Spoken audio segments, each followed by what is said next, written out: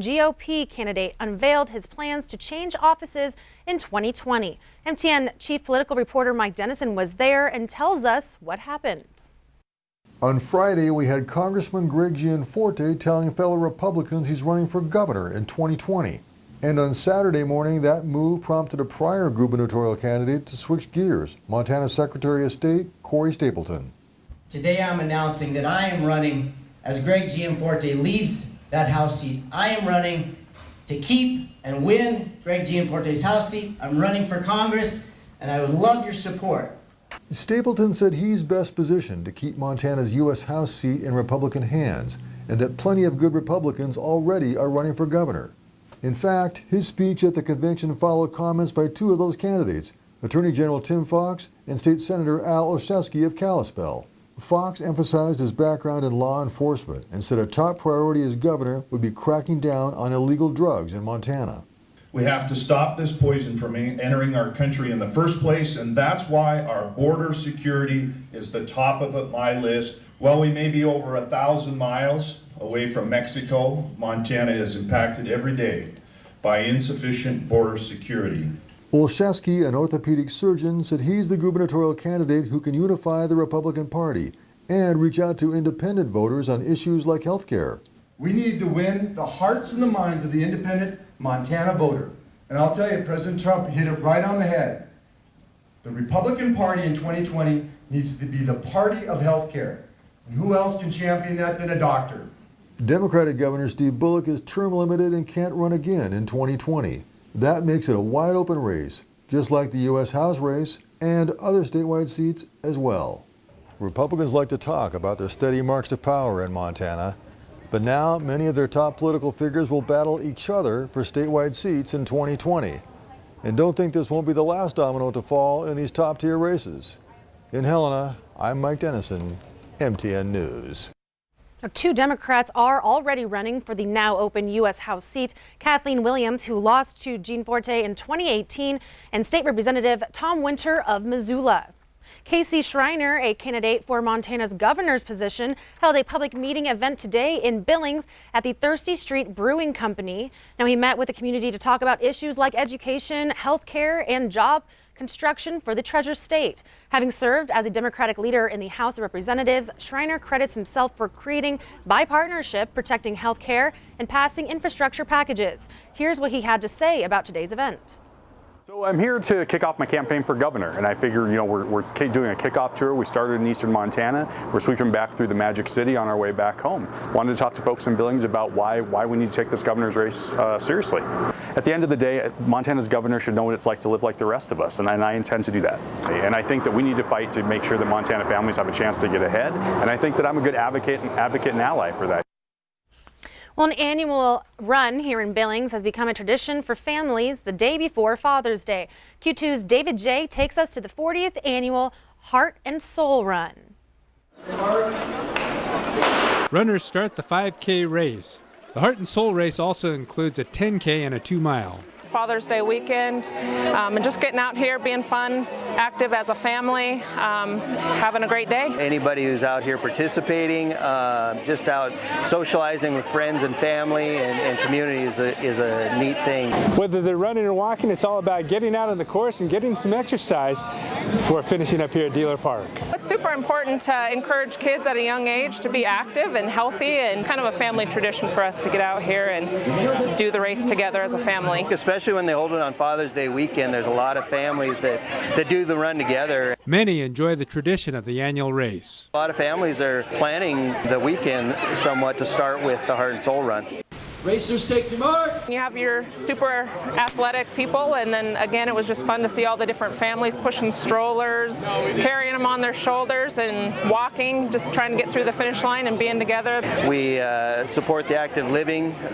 We support Heart and Soul. We really appreciate all the community folks. It's just something that we look forward to every year this weekend. Come out and do this race together. It's not competitive, just showing the kids that they can do something fun and be healthy. In Billings, David J., MTN News.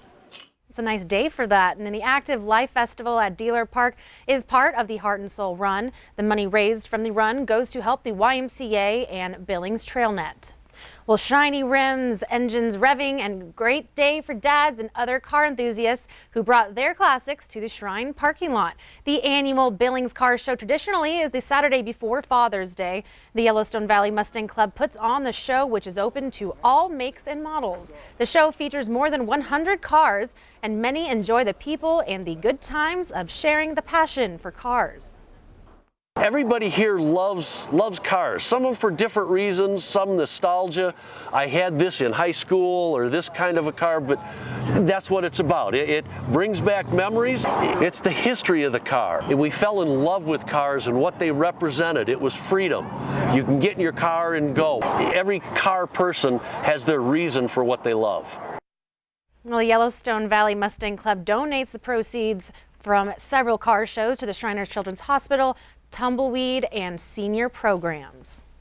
Pretzels, noodles, cheeseburgers, you name it. Food on Wheels, the second annual food truck battle on the Yellowstone today. 27 different food trucks from around the Billings area are at Metro Park to feed the masses and donate to a good cause.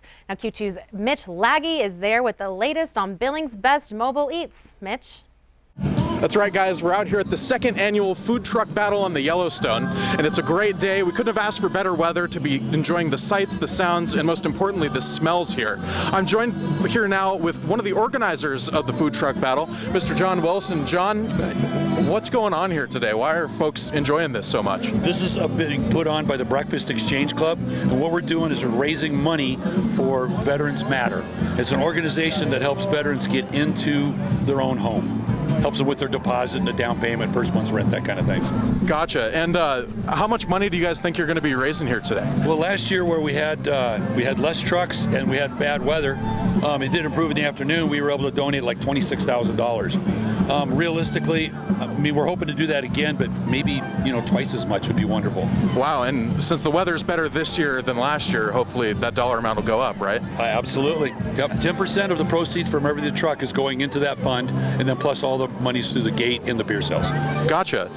What are some of the, do you have a favorite food truck out here today? Well, I don't think I could honestly say that. They're all pretty good, but I've definitely hit up a few of them myself. Okay, great. Yep. Well, that's just about it here from the food truck battle on the Yellowstone here in Billings. I'll send it back to you guys. Thanks, Mitch. And Q2's very own Casey Conlon was a judge today. Check in to ktvq.com for the winner. Well, today marks the second day of the 13th annual Lewis and Clark Festival. Events kicked off last night with bluegrass in the park and continued at 10 this morning in Gibson Park. Today's festivities began with a black powder rifle demonstration and Native American dancers in Great Falls. Members of the Lewis and Clark Honor Guard taught history lessons and are reenacting activities that were popular during the 19th century. The fun continues all weekend with a historic tour of Portage Road and a lunch outing to Ryan Dam Island. The Lewis and Clark Festival is an annual fundraiser for the Lewis and Clark Foundation that commemorates the Corps of Discovery's expedition through Montana in 1805. The Lewis and Clark Foundation Executive Director Jay Russell says the success of this year's festival shows just how much interest the community of Great Falls has for its history. It's fun to see so many people come out to really learn more about Lewis and Clark and the native tribes they encountered and what life was like back then. We have had another great crowd this year, and we've kind of, one thing we've done different this year, we've kind of condensed it and pulled everything a little bit closer in, and so it's just full of people and life and a lot going on. All right, well, stay with us. More to come on the 5:30 news. After the break, we take you to California, where one inventor has had it when it comes to high profiling and the deaths of black men during routine traffic stops. After the break, find out how this robo-way might prevent those incidents from happening in the future. Later in sports, tonight's Badlands Bowl means a lot to the players, but it may mean even more to two Montana coaches with their departed brother in mind. But first, let's check in with Rob over in the Weather Center. Zoe, I gotta tell you, Father's Day weekend in 3 words, pretty stinking nice, and it's gonna stay that way. We'll take a look at the Q2 Storm Tracker forecast in just a little bit. You're watching MTN News with Zoe Zandora, Storm Tracker weather with Rob Griggs, and sports with Casey Conlon. This is the 5:30 news on Q2, Montana's news leader.